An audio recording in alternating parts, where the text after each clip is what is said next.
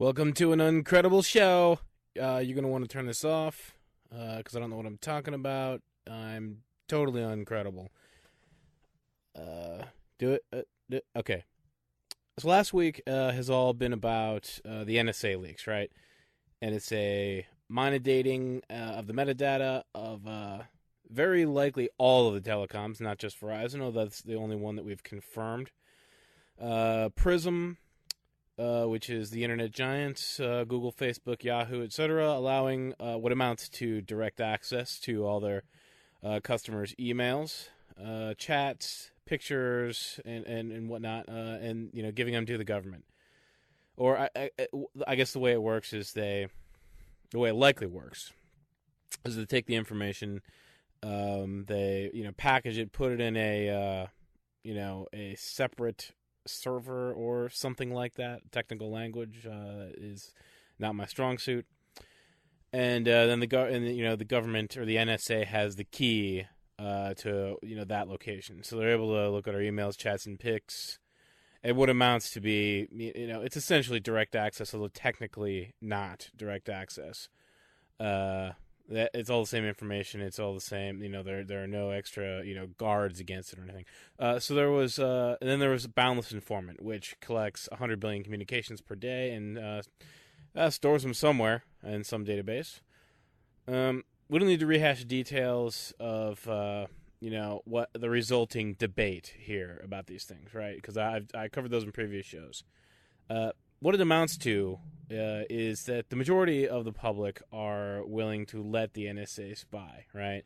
And this is unsurprising if you've been following along. As the NSA claims, with no evidence that they're fighting terrorism, and this appears to be the reason that the public is willing to go along with this. How sick of this argument are we? Every time they infringe on our rights, it's always either to protect us or they use the word terrorism, and never providing any evidence. And in fact, there was. I wasn't going to cover this story, so I don't have it sort of outlined. I don't have any quotes, but there's this one instance that they're talking about where they're claiming that this NSA dragnet went toward capturing a particular terrorist. And then it turns out, lo and behold, the NSA was lying again. It was actually through an email, but even that wasn't through Prism either. It was an email through, from somebody that we were already monitoring. So legally, that was, a particular person, and that would be considered a particular search, under the Fourth Amendment. And we got that information from a laptop that we had confiscated on a raid. So that was totally legal. That turns out to be how we actually captured that terrorist. And I'm blanking on the name. As I said, I didn't write it down. But the NSA claims that that was the one example they could come up with for how this program is actually protecting us. And it turns out they were lying about that, and it was the constitutional way that we did it that ended up capturing this person. So yeah, lying again. Why does anybody believe these guys? Then there's a somewhat smaller group of us. And by the way, as I said, the majority of the public are willing to let the NSA spy on us in order to, try to capture terrorists. And I'll show those charts in a second. But this a somewhat smaller group of us recognize the totalitarian threat for what it is, which is, a play out of the Orwell classic 1984. Except in the case of the NSA, they didn't view it as a warning, but as a how-to manual, which is, I stole that characterization from Jake Yeager and the Young Turks. Hilarious. Okay, but did they fuck up calling the program Boundless Informant? Yes, they did. Or maybe they think that's a positive-sounding name, right? So not totally Orwellian. As I said yesterday, they should have called it something like, absolute privacy, or something along those lines. But the thing is, like, the way that the language gets twisted around, like, I think of the word liberal. That used to be, it used to have a different connotation. It used to be, people who were strong. You remember Raiders, Raiders, right? People, we implemented Seatbelts, weekends, 40-hour work weeks. We used to be strong, and now liberal is like a word that liberals don't even want to use anymore because of this, language war that's been going on. So, I mean, maybe they think that something like, informing and, boundless, that's actually a positive thing, and so it's a good idea to actually call it boundless informant. Sort of this, same way that, liberal doesn't have the same meaning anymore. And even whistleblower now, the way that some people are using whistleblower, like, when I use whistleblower, I think that has a positive connotation. It's somebody who's like, illegal, and actually, if you just picture, like, somebody, just watching to see if anything wrong is going on, they got their whistle ready, something wrong happens, it's like a referee, right? I mean, that's a good thing. We all recognize that's a good thing. But, I mean, in the establishment media, the response to Edward Snowden, this whistleblower, I've seen it used in different contexts where they're actually using it as a pejorative, and it didn't used to be. So anyway, that was a tangent. Boundless informant.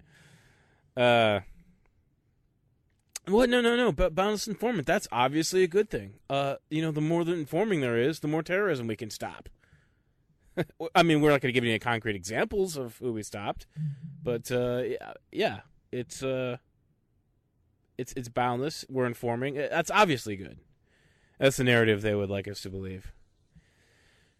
That reminds me of, I'm not sure who it was, but it was somebody from the Bush administration who encouraged people to report anyone who looked like they might be a terrorist, informing on your neighbors.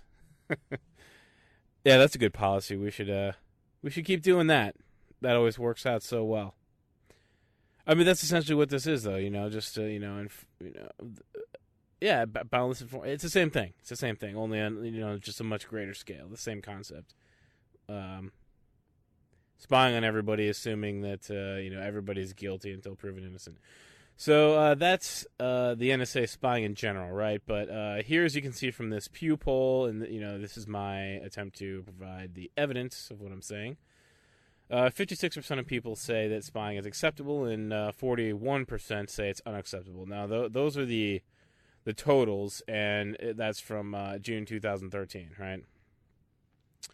And actually, the interesting thing about this chart is it's the partisan shifts, right? So you can see down there during the Bush administration, the Republicans supported it much more. The government spying, 75%, Democrats 23%.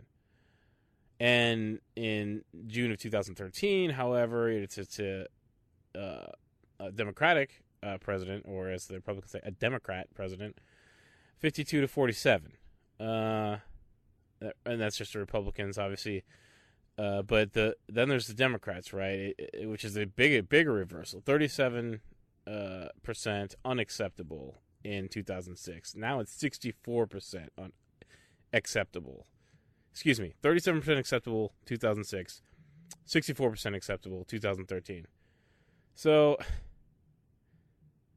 I have to ask you, what are you doing? Is it because you Democrats out there, the people who support him, and who are part of this like major shift in what's acceptable to do, the warrantless wiretapping, or I guess this poll is just NSA surveillance programs, support for them, right? So what are you doing? I mean, do you honestly think that because, I mean, first of all, forget just that you obviously don't have any principles about like the spying itself, but I mean, is it a good idea just pragmatically to give a president that you think, despite a ton of evidence to the contrary, is actually doing these things to protect you, and it's a good idea and it's in your interest, and he's not actually causing harm? When that at some point there's going to be somebody like, say, I don't know, a Karl Rove or a George Bush or a Mitt Romney who gets in office, and then these powers with the NSA that we let go unchecked are going to be institutionalized. And you could make an argument that they're already institutionalized, but I mean, how can you not see that it's such a horrible idea? I don't accept that. There is an argument to be made that because the longer these things go on, that they become normalized and people just get used to them, and they just accept them because once you take away, people's rights, it's a lot harder to regain them. But it seems to me like this radical shift from 37 to 64% thinking it's acceptable from Bush administration to Obama administration is more than just like it becoming normalized. It seems like there's a big factor in just, who the actual, what party you think you belong to. I don't think the normalizing itself could account for that, almost 30-point shift there. Anyway, I didn't mean to go that long just in that chart. It's not, the point of what the show is supposed to be about today. But just move on to the next one. So that last chart was about the NSA programs in general, right? But there's some slightly better news. In this poll, you'll see when it comes to the NSA spying in on the content of emails, right, with the PRISM program. Although this doesn't say PRISM specifically, this just says monitoring of emails. PRISM is the one that allows the NSA to do that. 45% say it's acceptable, and the majority at 52% say no. So, that's something. And, I think there's a potential for that to grow. And obviously that's an increase, an improvement from the past. In 2002, it was 47% said no, and this year it's 52% say no. So people are at least recognizing that, when they're actually looking at the content of what you're doing, that's unacceptable. They're still not quite getting that the data mining, of the metadata in the the surveillance overall, or the phone spying is a problem, but. So, what has the establishment been saying in response to all this? They're saying it's illegal, or it's legal, right? What are you whining about, you people getting spied on? You want some evidence? Check it. So here are the people saying that it's legal, right? And the first guy is Richard Haas, and I'm getting this from David Sirota's article in Salon on this topic. He's Richard Haas is on the Council of Foreign Relations, and he said of Edward Snowden, whistleblower is a person who reveals wrongdoing, corruption, illegal activity, right? None of this applies here, even if you oppose U.S. government policy. So, interesting opinion. Likewise, the Boston Globe's Brian Bender insists, I wish media would stop calling Snowden a whistleblower. It maligns those who truly reveal corrupt or illegal activity. Well, that's an interesting way to phrase it. I mean, they are claiming that it's legal, right? But do you really want to claim that it's not corrupt? I mean, can you go that far? I guess they do. And the New Yorker's Jeffrey Toobin, who I mentioned yesterday, as Sirota puts it, definitively states, these are legally authorized programs. Damn, you guys really sound like you know what you're talking about. So those examples I got from Sirota's article, which, as I said, in Salon, and there's actually really good evidence that the program is illegal. Big surprise. You would have never seen that coming. Well, actually, you probably wouldn't have if you've been listening to the establishment media's blustering over all this. Now, forget about the obvious fact that spying indiscriminately on all mobile phone users is in direct violation of the Fourth Amendment, right? And particularly the final clause, which says particularly describing the place to be searched and the persons or things to be seized. So yeah, a blanket, dragnet over all 300 million Americans. That doesn't sound very particular. But here's the amazing thing, right? And you wouldn't know that. You would not have a clue about this if you just listened to the mainstream media, the corporate media, the establishment media. I can never decide which one I want to call them from. Those things are all sort of synonymous to me: corporate, establishment, mainstream. But before we get into we actually have 4 court cases, right? But before we get into those, There's this other thing that's a really good point that I hadn't thought of, right? Sirota explains, with the term whistleblower, there are, quote, attendant protections that are supposed to come with such a title, right? That's not the part that I hadn't thought of. But, in order to explain, whistleblower is illegal. It's a legal term, right? Somebody has special protections when they leak something that exposes illegality on the part of their superior, right? And so that could apply for the military. It could apply for corporations if you sign an NDA, right? It could apply for government jobs. It's across the board. Whistleblower, illegal activity, you get that protection.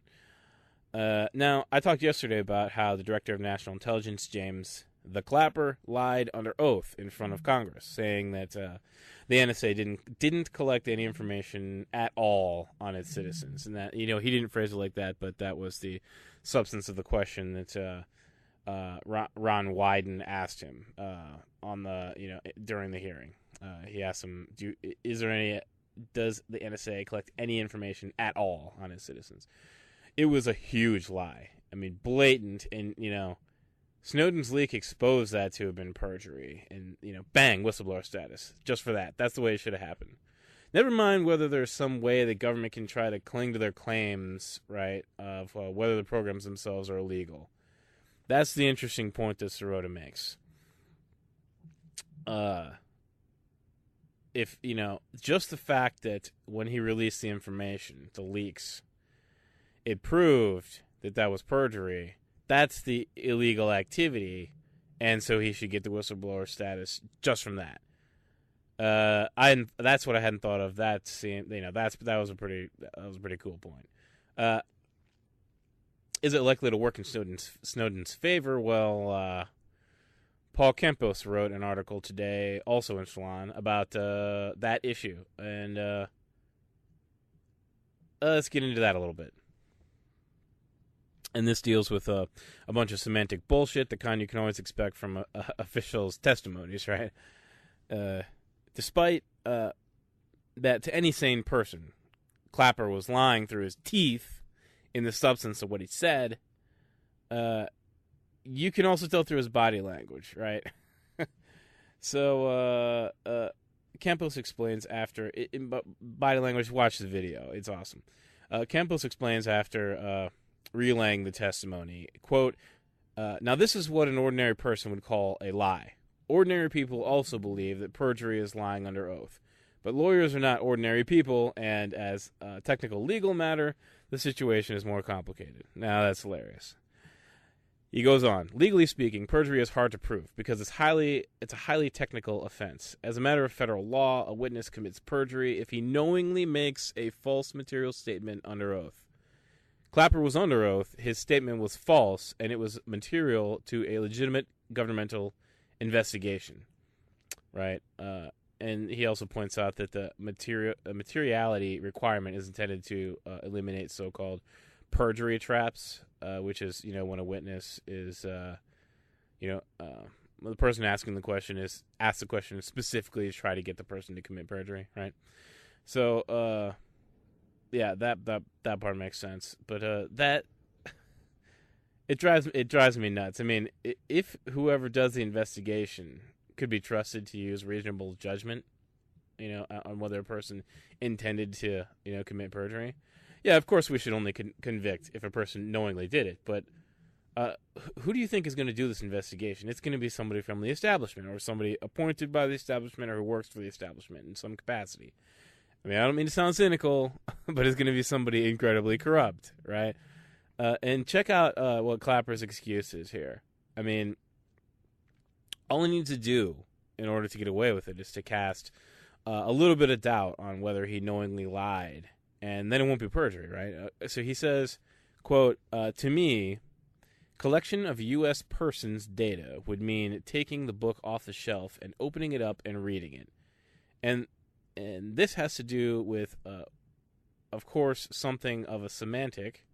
Perhaps some would say too cute by half, the definition. But it is there are honest differences on the semantics of when someone says collection to me, that has a specific meaning, which may have a different meaning to Senator Wyden. Now, if you're still with me after that, thank you. You have boundless patience. It was hard to even get through that. I should have read that out loud before I read it. That wasn't me just stuttering and fucking up. That was him trying to wade through his asinine reasoning for why he wasn't didn't commit perjury. I mean, we collected the numbers, the durations, the locations, and we're storing them in a database, but that's not collecting. That's essentially what he's saying. He's saying the collecting is actually, it's not actual, like what collecting means, collecting this stuff and putting it in a place. Like, actually going and reading this stuff is collecting. So, how obvious does it have to be to get a conviction of perjury on this motherfucker, right? The question included, on top of the fact that it's just obvious that that's not what collecting means. Remember, the question included at all, right? Does the NSA collect information at all? Wow, what a fucking liar. But all they have to do, his lawyers, is get one jury member to have less than reasonable doubt that he was knowingly and materially lying, and the fucker walks. Now, let me save you from, some nail-biting, white-knuckled, edge-of-your-seat suspense. He's going to walk. That's how the establishment works. So if it's not perjury, right, then Snowden has a harder time getting that protection as a whistleblower, right? That would suck, except that the courts have already ruled against the NSA on this, right? As I said, you never know that, given what our media watchdogs say about how it's legal. But let's check it out anyway, because the people who report on this stuff, maybe they don't deserve to be called part of the establishment media. Although I actually regret saying that right away, because this quote is from the New York Times. Actually, no, this quote is about the New York Times. Nevertheless, in fairness to the New York Times, they reported on this. The New York Times reported at the time, and this is from David Schroeder's article, the agency, quote, accepted private email messages and phone calls of Americans in recent months on a scale that went beyond the broad legal limits established by Congress. And that was according to several intelligence officials, as well as lawyers who had been briefed on the NSA programs about the illegal activity. Described the practice as significant and systemic, right? So it wasn't just a one-off thing either. It was part of what the whole thing had been designed to do. Okay, so there's some officials and lawyers admitting the NSA was conducting illegal activity systematically, and it was significant. So put that aside, right? If I'm the establishment media, I don't give a fuck about what some officials said, and I certainly don't give a fuck about the Fourth Amendment. That's an antiquated piece of paper. Please, come on. I know it's legal because the FISA court said the programs are legal under the Patriot Act, and the Patriot Act is what the honorable gentlemen and gentlewomen of Congress passed into law and renewed. I don't even know how many times, but the most recent time would be 2012. That's a law. That makes it legal. Well, maybe not so much. As Rhoda explains. 4 cases are particularly relevant here. In the first 2, ACLU versus NSA, and the I didn't read this name ahead of time, and the Al Haramain charity case, district courts ruled for the plaintiffs in their arguments that the NSA's warrantless surveillance is illegal. There was also the Clapper versus Amnesty. I can only assume that's the same James Clapper that we're talking about. International case, which challenged the constitutionality of the underlying FISA law, which authorizes the kind of surveillance that Snowden's disclosures document. And according to Mother Jones, there is an 86-page court opinion that determined that the government had violated the spirit of the federal surveillance laws and engaged in unconstitutional spying. Right? These are court cases. In the latter case, the official of the Director of National Intelligence actually admits that the NSA has engaged in behavior that is unreasonable under the Fourth Amendment and that circumvented the spirit of the law. So those were 4 cases. I went through them really quickly. ACLU versus NSA, Al Haramein charity case, Clapper versus Amnesty, and another one, which I don't have the name here, but and a 4th one. And in fact, I might have not have the name, and we'll figure that out in a second. That might be for a reason. Now, in the first of those 3 cases, the spying was found to be unconstitutional. That is to say, illegal. But here's the interesting thing. So you're thinking, well, if they're found to be unconstitutional, why the hell is the NSA still doing this? Well, it turns out they were overthrown. They're thrown out on a technicality, right? And you're gonna love this. There's this thing called standing, right? Which means you have to prove that you were harmed by the illegality that was undertaken, right? Well, were we harmed? Who the fuck knows? All this stuff is kept in secret, so we couldn't prove it. But now, that's a beautiful thing, right? Now we have this leak, and we can prove that, we have standing because we know that they're spying on us. And Rand Paul is saying he's going to bring a suit against the NSA on this now. And, just to be clear, just because I mentioned Rand Paul's name doesn't mean that I, subscribe to all of his different, beliefs and, positions and whatnot. He's been, pretty shady, particularly on the drone program. If you recall, he was the one who did that filibuster where he actually stood up and talked about it. I think it was for about 13 hours.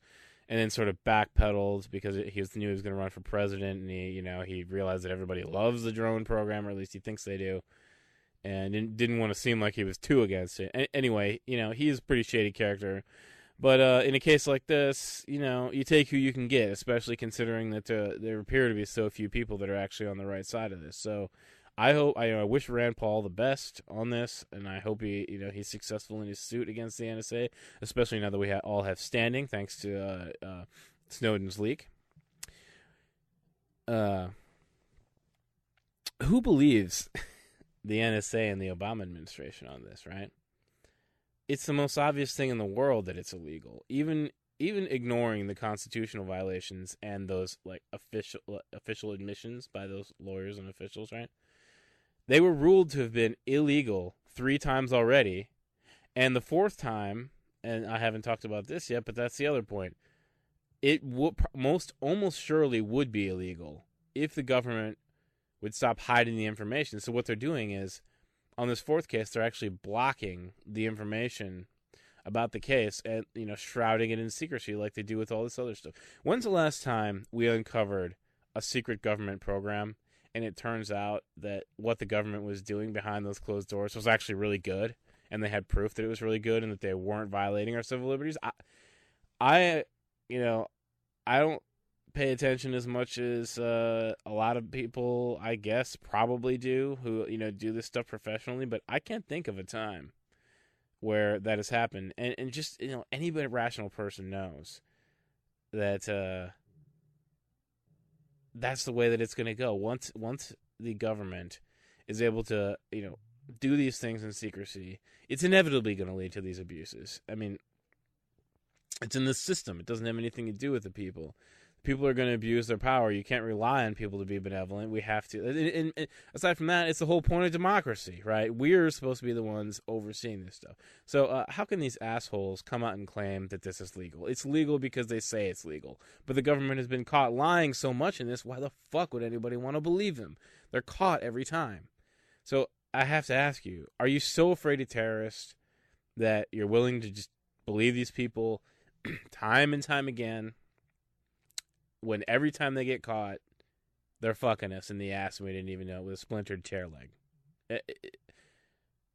These people are glad of their chains, as Christopher Hitchens would say. If you love the idea of Big Brother. You don't think that Big Brother is, when you read 1984, is a villainous entity. You believe the propaganda. Big Brother, that sounds great. He's watching over us and protecting us. That's exactly what we want. And here's something I find beautiful about what Snowden did, right?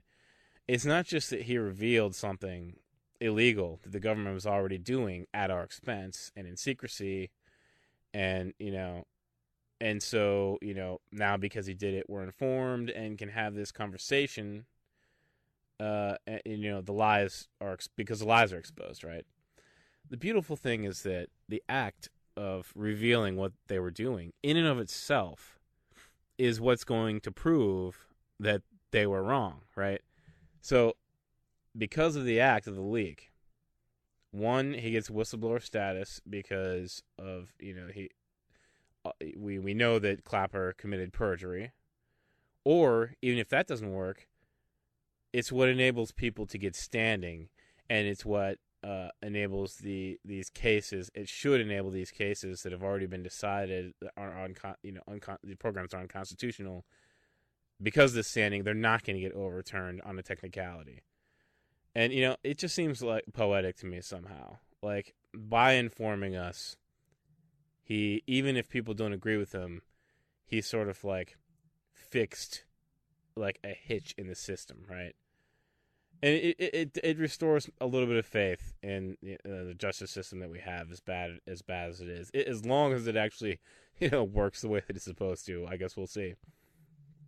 But yeah, I mean, as I said, it's poetic, or it also kind of reminded me of like solving, like it's kind of a stretch, but solving a complex algebraic equation, right? And then you get to the end, x equals such and such, right? And it's just really satisfying that way. And if any of you ghosts out there agree, write in and tell me. All right, I guess that's it for now. There was some other stuff I was going to say. I don't remember what it was. I didn't write it down. All right. Peace.